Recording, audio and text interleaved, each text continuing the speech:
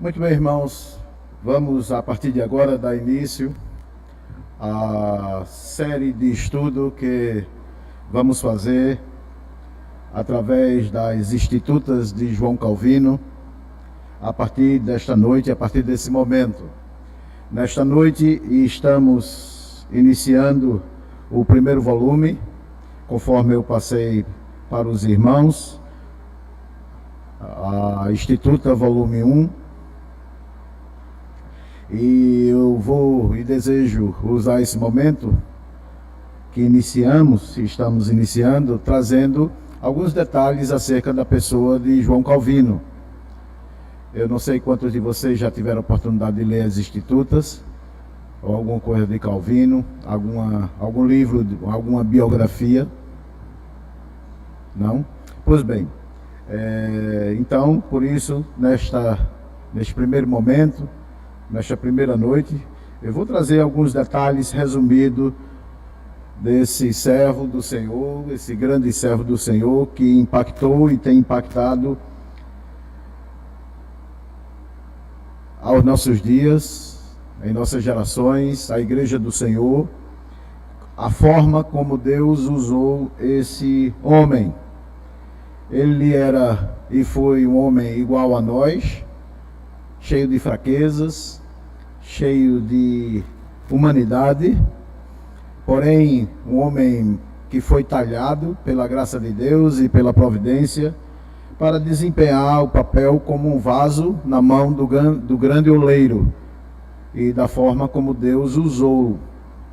Até os dias de hoje, Calvino e seus escritos, seus sermões, têm impactado a Igreja do Senhor Jesus Cristo, desde o século XVI, conforme tenho dito, até o dia de hoje. Então, eu inicio trazendo para vocês alguns destaques, algumas peculiaridades acerca de João Calvino. Pois bem, João Calvino nasceu no ano, segundo os estudiosos, de 1509. O Brasil era um bebê, uma criança apenas de 9 anos. Porém, na Europa, Deus já estava fazendo grande reboliço, começando a também preparar a sua igreja para aquilo que ele iria fazer e estaria por fazer com um outro servo do Senhor, Martinho Lutero. Então, Calvino foi contemporâneo de Martinho Lutero. Porém, quando Calvino nasceu, Martinho Lutero já tinha os seus 20 e poucos anos. Isto é, ele já estava terminando seu preparo intelectual, secular, e já olhando com bons olhos para o monastério. Ok? Então, Calvino nasceu em 1509, numa cidade em Paris chamada, e ela existe até o dia de hoje, Noyon. Ela fica no nordeste da França. Há uma discussão com relação à data do nascimento de João Calvino. Quanto ao ano, não. O ano foi em 1509. E o mês também é certo, foi no mês de julho.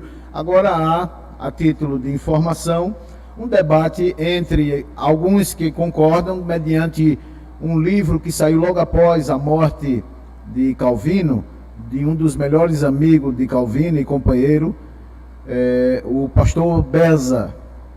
Ele foi a primeira pessoa a escrever uma biografia autorizada pelo próprio Calvino.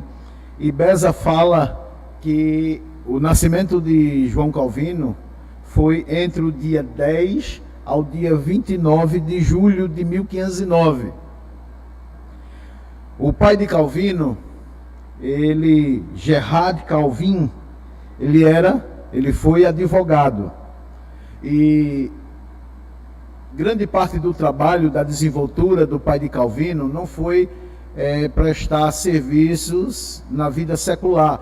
Ele se dedicou mais à vida eclesiástica. Então, é tanto que ele foi contratado pelos religiosos da sua época para ser um advogado da Cúrie nos dias dele, e também do secretariado dos bispos locais.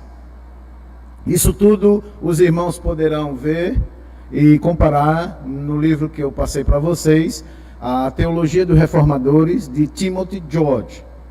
E também vocês podem adquirir o livro Calvino Era Assim, escrito na língua portuguesa, tem pela editora, a editora Os Puritanos, e também pela Cultura Cristã, lançou um livro sobre a vida de Calvino.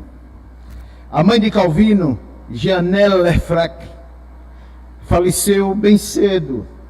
Calvino, segundo os seus amigos mais achegados, ela veio a óbito quando Calvino tinha mais ou menos entre 5 a 7 anos de idade.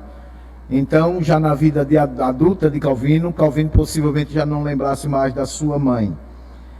E, pelo que se consta, o pai de Calvino não casou novamente.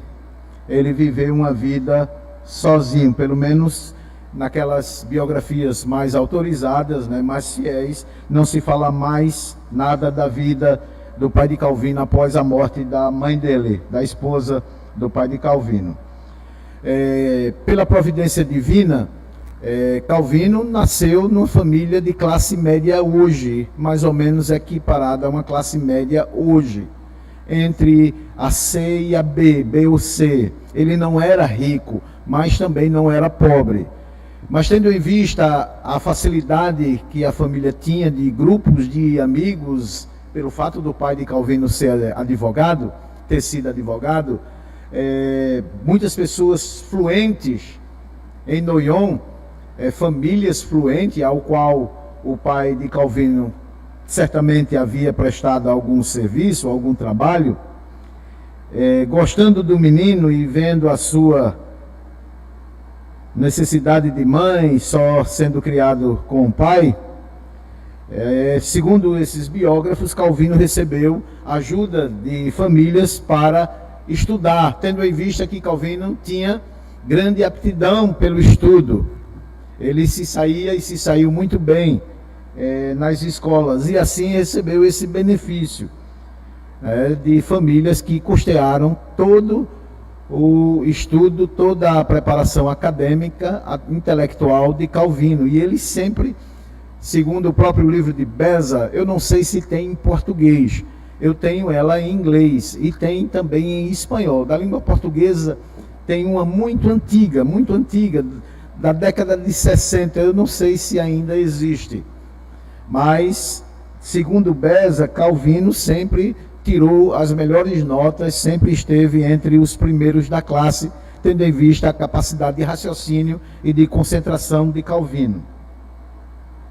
Pois bem, já no ano de 1523, Calvino saiu do Nordeste, de Noyon, e foi morar na capital, em Paris. E foi aí que, de fato, a vida de Calvino toma outros rumos, que é, de fato, a vida intelectual, acadêmica. Ele foi estudar em uma universidade em Paris. E lá ele teve grande desenvoltura na compreensão, no entendimento do latim. E ele se saiu muito bem em línguas estrangeiras. É tanto que se diz, os seus biógrafos, que Calvino, ele já nessa fase adulta, em poucos anos, ele já dominava o latim, isto é, ele já falava e escrevia fluentemente o latim, isto antes dele ir à igreja, antes da graça de Deus tocar na vida dele. Ele já era fluente em latim e começou a estudar línguas semíticas, aramaico, grego e hebraico. Isso já no ano de 1523, isto é, Calvino tinha 22 anos. Em 1533, no ano de 1533, isto é, Calvino já estava beirando os 30 anos de idade, foi quando, nesse ano, a graça de Deus se manifestou na vida de Calvino. Mesmo Calvino tendo nascido numa família extremamente religiosa, o pai de Calvino era católico, o pai de Calvino queria que ele fosse ao ministério, ao monastério, viver a vida eclesiástica, mas como advogado e vendo a desenvoltura do filho, o pai instruiu o menino para que ele estudasse advocacia. Mas foi no ano de 1533 que Calvino foi levado à graça de Deus. Ele ouviu uma mensagem de um pastor e essa mensagem falou ao coração dele. E também Calvino, dentre os seus familiares, um primo conhecido na história como Robert Olivetan, também já havia sido influenciado por Lutero, e suas 95 teses, e a reforma já havia eclodido na Europa nesse ano de 1533, todo aquele alvoroço na Europa. O primo de Calvino é levado ao Evangelho. Ele começa, uma vez que morava em Paris e tinha uma relação com Calvino, e começou também a influenciá-lo através do Evangelho.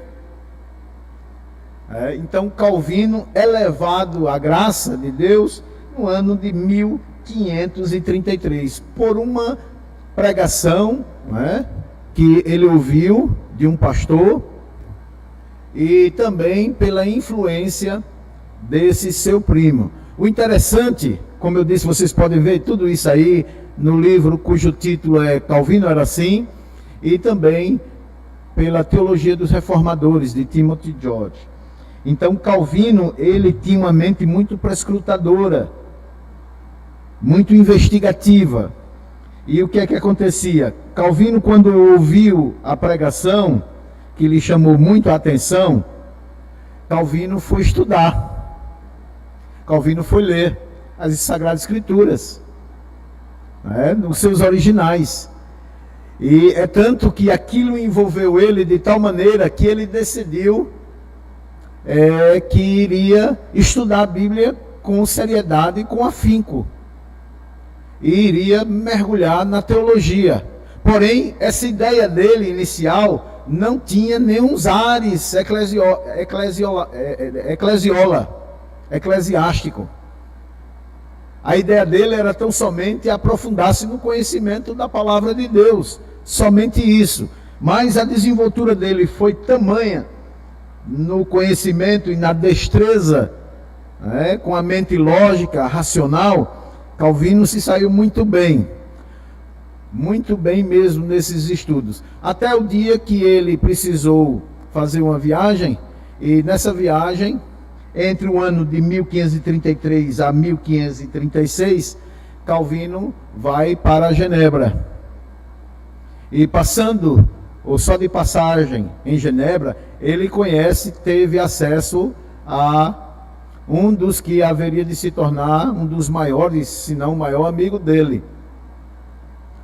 E Calvino vai conhecer esse pastor em Genebra, e aonde ficou marcado, dentre a conversa, quando esse pastor veio a amaldiçoar os estudos de João Calvino. Eu penso que vocês já ouviram falar disso. Quando esse pastor pede que Calvino fique em Genebra e instrua o povo de Deus, possivelmente esse pastor viu a destreza, a facilidade de Calvino em manusear as Sagradas Escrituras, e pediu que ele ficasse em Genebra para auxiliar o movimento que já tinha saído da Alemanha, de Wittenberg, e agora estava tomando as ruas, as praças, as cidades, de quase toda a Europa. E Calvino disse que não tinha nenhum interesse em ministrar ou em ser pastor. Então somente ele estudava a Bíblia, as Escrituras Sagradas, para o conhecimento pessoal. Esse pastor, que interpela Calvino para ele ficar em Genebra, ele usa uma passagem muito conhecida nas Sagradas Escrituras, quando Lucas relata quando o Espírito Santo avisa aos apóstolos, passando a Macedônia, vem para nos ajudar. Vocês se lembram dessa passagem lá em Atos? Passa a Macedônia e nos ajuda. E esse pastor pediu a Calvino, não passe de Genebra, fique em Genebra e nos auxilie, né, a essa expansão, a esse avivamento que estava acontecendo em Genebra. E Calvino, como disse, voltando ao aspecto inicial, ele disse, não, eu não tenho aspirações para a vida eclesiástica.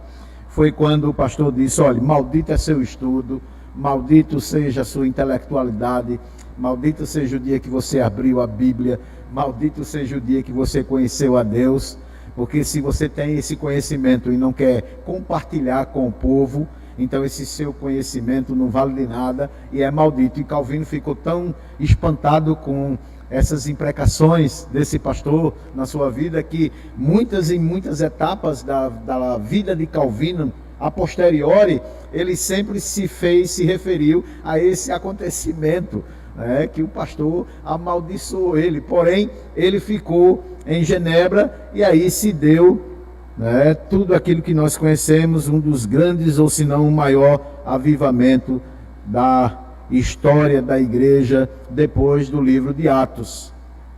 Se houve algum avivamento que se aproximou do avivamento que aconteceu na igreja primitiva, esse avivamento aconteceu na Europa, juntamente com Lutero, Calvino e todos os demais que foram envolvidos.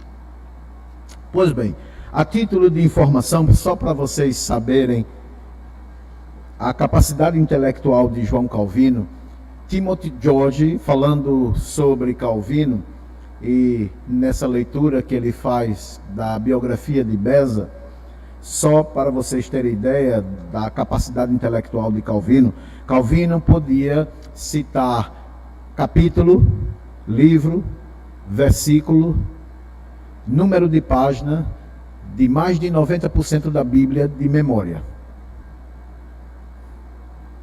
Ele só na memória conseguia citar livros, capítulos, versículos e número de páginas, não só de Bíblia, das Sagradas Escrituras, como também de outros livros. E por que estou falando isso? Há um acontecimento também muito marcante na vida de Calvino, antes mesmo dele se tornar o mestre que ele foi da igreja, quando estava reunido João Calvino, Guilherme Farel, Beza, numa dieta que aconteceu em uma cidade próxima a Genebra. E vocês sabem que estava havendo muito debate entre os teólogos reformados, os mestres reformados, juntamente com a cúria papal, os teólogos da Igreja Católica, Lutero na Alemanha e os demais reformadores já em outros países da Europa também enfrentando debates, né, com relação ao entendimento da Igreja Católica, com relação à doutrina da soteriologia, da cristologia e tudo mais. E narra que em um desses debates, Farel, um homem muito bem preparado, porém bem mais velho do que Calvino, Guilherme Farel, Beza, eles foram participar de um grande debate com alguns religiosos, alguns teólogos da Igreja Romana. E dado momento, um dos teólogos da Igreja Romana, muito capacitado, dizia-se naqueles dias que esse homem, ele seria possivelmente um dos sucessores de Erasmus de Roterdã, tendo em vista a sua capacidade intelectual. Pois bem, Beza relata que nesse debate, por Calvino ser muito novo e não tanto experiente na área dos debates e eclesiologia, pensavam eles, Calvino foi convidado tão somente para participar desse debate nos bancos e não ter uma participação mais efetiva como teve Guilherme Farel e Beza. Pois bem, e dado o momento, Guilherme Farel foi interpelado por esse teólogo romanista com relação a algumas falas de Agostinho, Ambrósio e também de Tomás de Aquino. E diz o historiador que Beza se viu em apuro. As colocações feitas por esse teólogo romanista colocou Beza, né, e esse Farel, né, esse outro teólogo, Farel, em quase que em desespero. E diz que, dado o momento, Farel olha para Calvino, há uma pergunta que foi feita, né, colocada por esse teólogo. Beza, de repente, olha para Calvino sentado lá na plateia, né, nos bancos, e Beza faz um sinal, Beza ou Farel faz um sinal, como quem diz, e agora? E agora, Calvino? Pode nos ajudar? E diz que Calvino maneou a cabeça, fez um sinal com a cabeça de afirmação. Calvino foi convidado a vir ao plenário, à mesa de debate, e ele, sem nenhum livro, sem nenhum preparo, porque ele não fora convidado, não é, para participar desse debate, mas tão somente para ser um ouvinte, Calvino sobe à tribuna e de memória ele cita mais de 10 obras de Agostinho pela memória, título e número da página. E ele sozinho rebateu não só esse teólogo romanista, como também todos os seus companheiros. Calvino, destituído de qualquer livro, de qualquer material preparado para esse debate, tão somente de memória, a sua capacidade de memória, ele ganhou esse debate. E daí Calvino toma notoriedade, ficou reconhecido e tido como o grande mestre de Genebra, o grande mestre genebrino. E daí por diante Calvino casou, encontrou uma esposa que morreu logo cedo. Calvino, apesar de ter idade, tinha uma saúde muito frágil. Vocês imaginem, né, no século, entre o final do século XV e início do século XVI, não tinha nada do que nós conhecemos hoje, saneamento básico, não tinha refrigerador, a comida era posta ao chão, não tinha tudo isso que nós conhecemos hoje. Fezes, as pessoas obravam e as fezes eram jogadas na rua, urina, né, era jogada na rua. Calvino não foi um dos mais, digamos assim, não sortudo, mas ele não teve muita saúde, a providência de Deus não trabalhou muito nesse aspecto dele. Ele também foi um homem muito doente. Logo cedo, diz os historiadores, Calvino contraiu doenças como problemas de rins, gota e outras enfermidades mais. E dizem que Calvino veio a óbito porque pegaram uma pneumonia, e pneumonia essa que se transformou numa doença muito grave que conduziu Calvino ao óbito, Calvino à morte, no ano de 1564. Segundo Beza, Calvino, com quase 55 anos, no dia 27 de maio de 1564, ele veio a óbito. Só para terminarmos esse momento de introdução, Beza nos diz também que uma semana antes da morte de Calvino, ele estava acamado, ele havia contraído a tuberculose. Calvino pediu para ir para a igreja. Ele sentia que sua morte era para breve, seria para logo, questões de dias. E Calvino fez esse pedido e alguns irmãos atenderam esse pedido de Calvino, considerando como que praticamente o último pedido de Calvino. Porque na igreja ao qual ele foi pastor por muitos anos, nesse domingo ia ser a comemoração da Páscoa, ia ter ceia, e Calvino queria cear.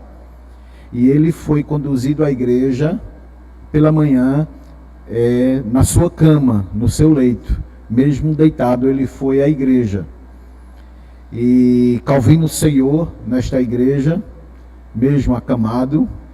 Ele entendeu que aquilo ali foi uma providência divina, ter a última ceia, possivelmente a última ceia, com a igreja do Senhor Jesus Cristo, com seus irmãos e como pastor daquela igreja. Poucos dias depois, antes de chegar ao meio da semana, entre a segunda ou terça-feira, Calvino veio a óbito. O interessante é que, conforme eu mostrei aos irmãos, Deus usou tremendamente João Calvino. E ele sempre esteve ciente de como Deus lhe usara. O interessante é que Calvino, apesar dos seus erros, dos seus comprometimentos, Calvino, ele sempre teve como alvo a glória de Deus. Promover a glória de Deus, o conhecimento e a glória de Deus. E sempre foi esse o seu cuidado. É tanto que no primeiro volume, no primeiro lançamento das Institutas, o primeiro volume, Calvino preparou todo esse documento como sendo um material de catequese, isto é, para instruir os recém-chegados à igreja acerca do conhecimento de Deus. Então eu encerro esse primeiro momento chamando a atenção a esses aspectos relevantes, acerca do que foi a pessoa de João Calvino. No livro que eu passei para vocês, A Teologia dos Reformadores, de Timothy George, e também uma pequena introdução no primeiro tomo, no volume 1 das Institutas, vocês vão ver mais acerca disso aí. Agora vamos ao nosso segundo momento, é o momento que eu convido vocês a abrirem as Institutas no capítulo 1. No meu dispositivo, na página 36.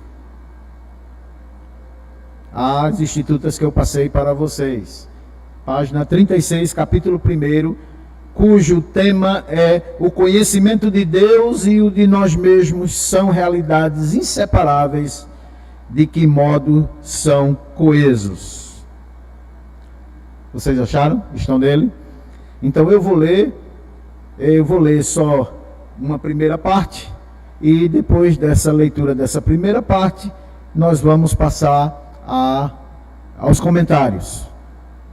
Eu entendo perfeitamente que todas as traduções que foram feitas das Institutas, lembre-se, Calvino escreveu primeiramente as Institutas em latim, depois traduziu para o francês. E ele, durante o decurso da sua vida, ele foi fazendo revisões. Mas a leitura, a escrita que Calvino fez, também teve como alvo não só o povo, mas também os monarcas na época de Calvino. É tanto que o primeiro volume é dedicado a um príncipe, a um regente. E a forma como Calvino escreveu foi muito erudita, uma linguagem muito alta. É tanto que na língua portuguesa, a primeira Instituta traduzida do latim para o português é o português arcaico, que dificilmente a gente fala. Houve algumas novas traduções das Institutas, melhorando o português, trazendo mais ele para a nossa atualidade, para o nosso cotidiano. Todavia, tendo em vista a riqueza da linguagem, da erudição de Calvino, a forma como ele colocou as sentenças, as palavras e coisas mais, é um pouco difícil na língua portuguesa. Mas, na medida possível, a gente vai comentando e tentando melhorar mais aí o entendimento, ok? Então eu vou ler essa primeira parte do capítulo 1, que diz assim: quase toda a suma de nossa sabedoria, que deve ser considerada a sabedoria verdadeira e sólida, compõe-se de duas partes. Primeira parte, o conhecimento de Deus e o conhecimento de nós mesmos. Então vamos dar uma pausa aqui e vamos procurar entender o que Calvino, nesse primeiro capítulo, ele já coloca como sentença para a criatura, como também a devida visão quanto ao conhecimento do Criador.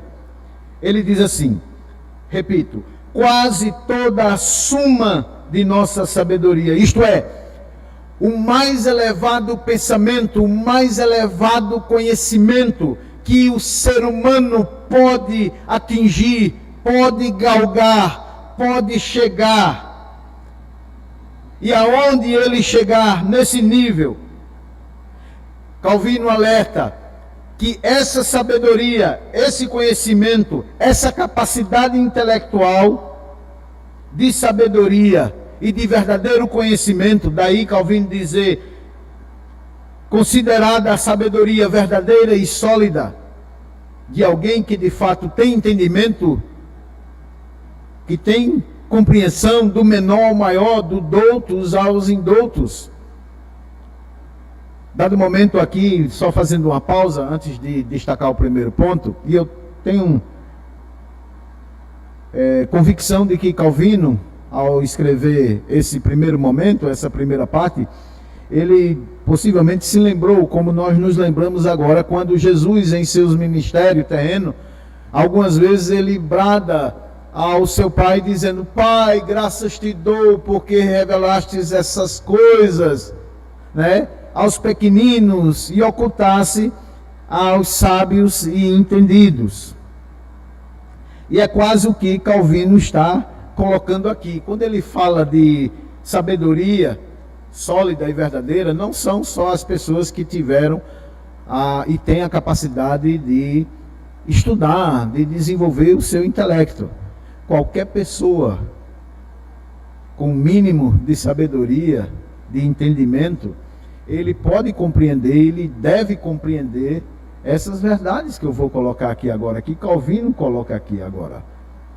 E a primeira ele colocou duas, como ele disse aqui, quase toda a suma da nossa sabedoria, que deve ser considerada a sabedoria verdadeira e sólida, compõe-se de duas partes, de duas verdades. Primeira, o conhecimento de Deus e o conhecimento de nós mesmos.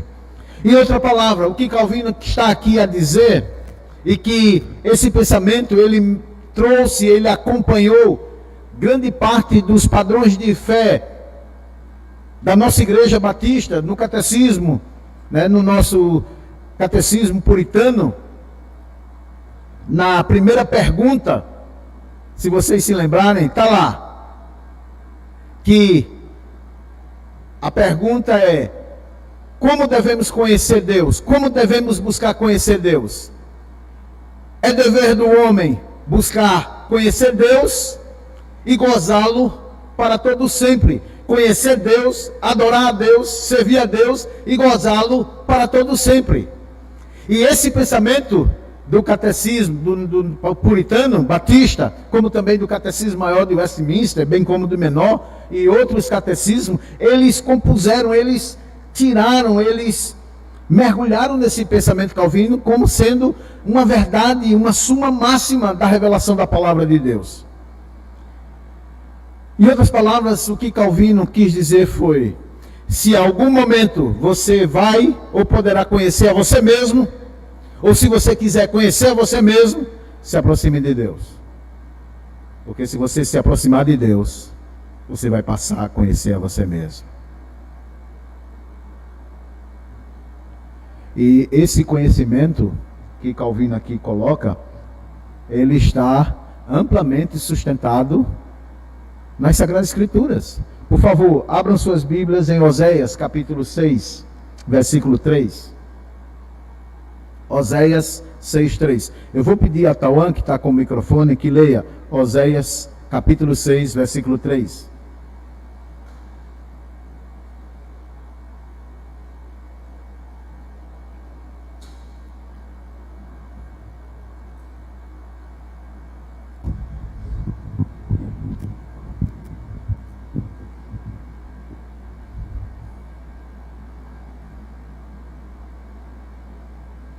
Oséias, capítulo 6, versículo 3. Conheçamos e prossigamos em conhecer ao Senhor, como a alma, a sua vinda é certa, e ele descerá sobre nós como a chuva, como chuva serôdia que rega a terra. Muito bem. Essas são uma das passagens, essa passagem aí de Oséias 6:3, aonde nas Escrituras ela aparece, não somente aqui no capítulo 1, mas também nos capítulos que vão fazer parte aí desse primeiro volume. Uma outra passagem, que o Mike, por favor, leia, é Salmos, capítulo 67, versículo 2. Salmo 67, versículo 2. Para que se conheça na terra o teu caminho e em todas as nações a tua salvação. Pois bem, o conhecimento de Deus deve ser galgado, buscado por todas as nações, todas as etnias, todas as pessoas. Há um outro salmo também que Calvino citou em seu trabalho com relação ao conhecimento de nós mesmos e ao conhecimento de Deus, e que frutos advêm desse conhecimento.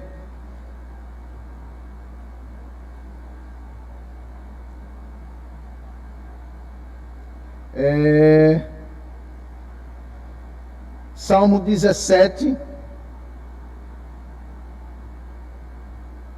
versículo 2, que diz assim: baixa a tua presença o julgamento, a meu respeito os teus olhos veem com equidade. Isto é, aqueles que se aproximam de Deus percebem a equidade de Deus, a santidade de Deus. Em contrapartida, o que realça em você, em mim, em nós, daqueles que se aproximam de Deus, é tão somente as nossas iniquidades. Ao me aproximar de Deus, eu vejo o quanto Ele é santo. E em contrapartida, ao olhar para mim, eu vejo o quanto sou miserável, frágil, carente, totalmente carente e dependente da glória de Deus. Uma outra passagem que eu desejo citar, João capítulo 17, versículo 3. Evangelho de João, capítulo 17, versículo 3.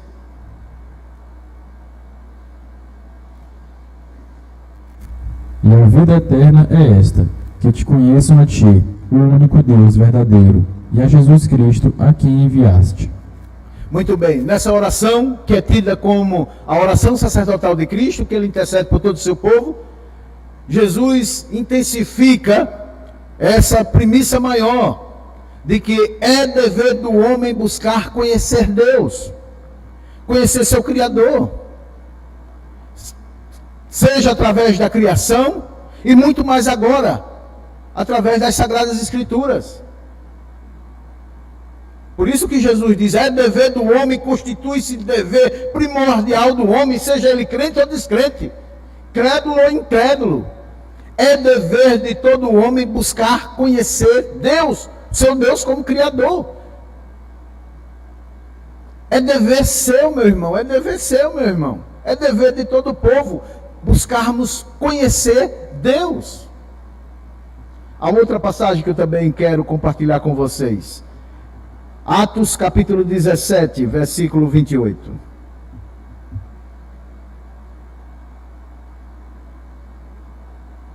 Atos capítulo 17, Tauã, versículo 28. Atos capítulo 17, versículo 28. Pois nele vivemos, e nos movemos, e existimos, como alguns dos vossos poetas têm dito, porque dele também somos geração. Então, quando o apóstolo Paulo fala, lá aos cretenses, aos gregos, ele diz, olha, ele reconhece, todo ser humano é dependente de Deus. Todo ser humano, sem exceção, é dependente de Deus. Move-se, trabalha, age, pensa, anda, caminha, fala, entende. Tudo isso é obra de Deus. Por isso o homem é devedor de se aproximar a esse Deus. E digo mais, como disse Calvino, o homem jamais terá de fato o conhecimento de si mesmo, senão quando ele se aproxima do seu Criador. Jamais. Não há outro meio, não há outro caminho senão esse. Calvino, muito acertadamente, já havia, pela revelação que Deus concedeu a ele, esse conhecimento. Só há um conhecimento verdadeiro acerca do que é o homem. É quando ele busca o seu Criador. Ele vai saber quem ele é. Ele vai saber quem ele é. E para terminarmos esse momento, 2 Coríntios, capítulo 5, versículo 11.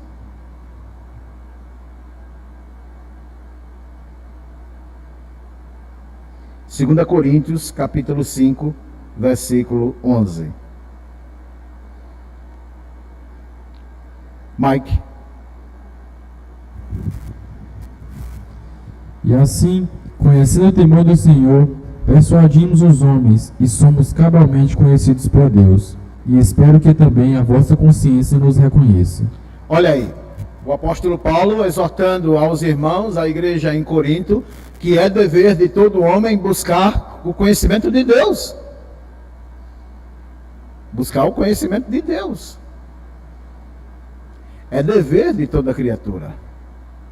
Então podemos dizer que nessa grande obra, nesse primeiro capítulo, apenas nessa primeira parte, nós podemos constatar, você pode constatar a veracidade da colocação que o pastor João Calvino fez no ano de a partir do ano de 1530 e alguma coisa, entre 1535 e 1537 em diante, como ele percebeu essa realidade.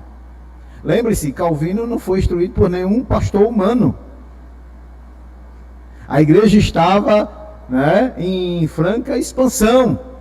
Então, esses homens levantados por Deus, eles tinham que ter esse entendimento, essa clareza, essa visão, para aquele momento, dado por Deus. Dado por Deus. Não era e não foi um conhecimento nato, foi um conhecimento adquirido, que Deus usou, conforme nós vamos ver, começando a partir de hoje, tremendamente, a mente não só de João Calvino, mas de outros homens também. E para encerrarmos mais uma vez, eu vou ler o nosso catecismo puritano, na pergunta primeira e a subsequente resposta. Catecismo puritano, lembre-se, vocês sempre têm que estar com esse material em mãos. E qualquer irmão querendo esse material, você pode baixar gratuitamente no site O Estandarte de Cristo, ou então no Google, você bota lá Catecismo Puritano e você pode baixar esse arquivo em PDF gratuitamente, sem problema nenhum. Ele é de domínio público, então o que significa dizer que você pode baixar livremente. Primeira pergunta: qual é o objetivo principal do homem? Vocês notam que essa primeira pergunta, ele coloca o homem usando um termo genérico, não para crentes. Não é só para crentes, mas para o homem, o gênero humano, homem, mulher, todos. Todos, nem criança escapam. Lembram? Lá no Antigo Testamento? Lá em Deuteronômio, quando Deus instou com Moisés, por via, Moisés está juntamente com o povo, ensina teus filhos a minha palavra, a me buscarem, a me conhecer, e mesmo quando eles chegarem à velhice, eles não se apartarão da minha palavra.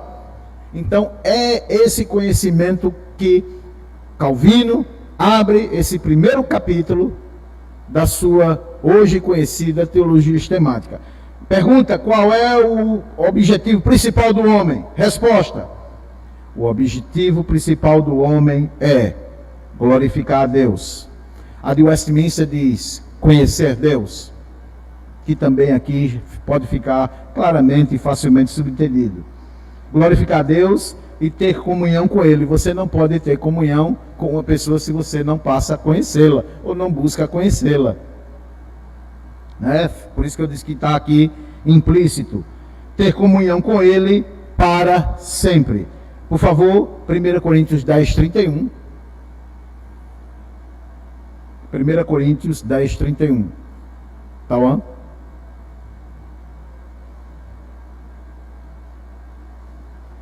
Primeira Coríntios 10, 31.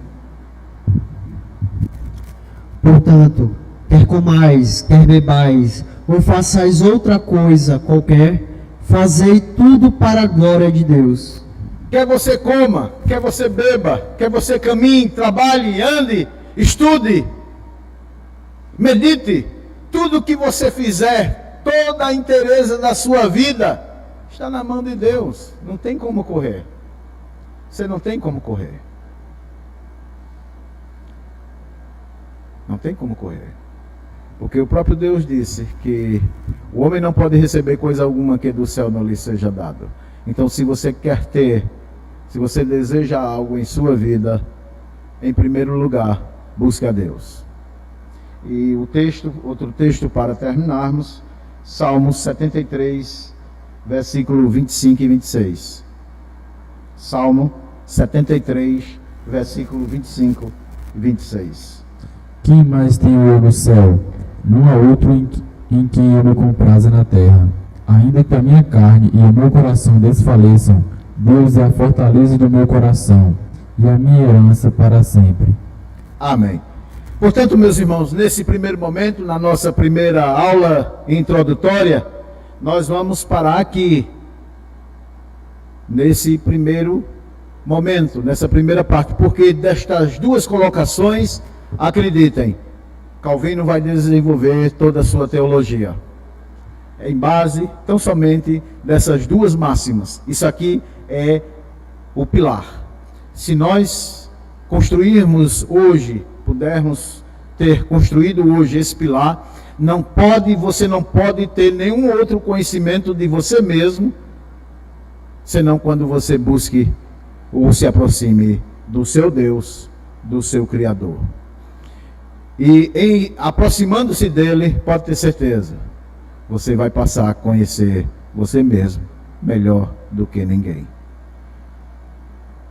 Então, na nossa próxima aula, nós vamos dar continuidade sobre esse pilar, sobre esse eu posso falar assim, slogan: se o homem quer conhecer a si mesmo, aproxime-se de Deus, seja ele quem for, crente, descrente, homem, mulher, criança, ninguém escapa. Que todos tenham uma boa noite, que Deus abençoe, e até breve, a próxima terça-feira, onde daremos continuidade. Lembrando, aqui, nesta noite, foi um momento de introdução, só para construir este pilar, este alicerce. Ninguém poderá ter um conhecimento de si mesmo, senão quando se aproxima de Deus, para a honra e glória do nome do nosso Deus. Amém.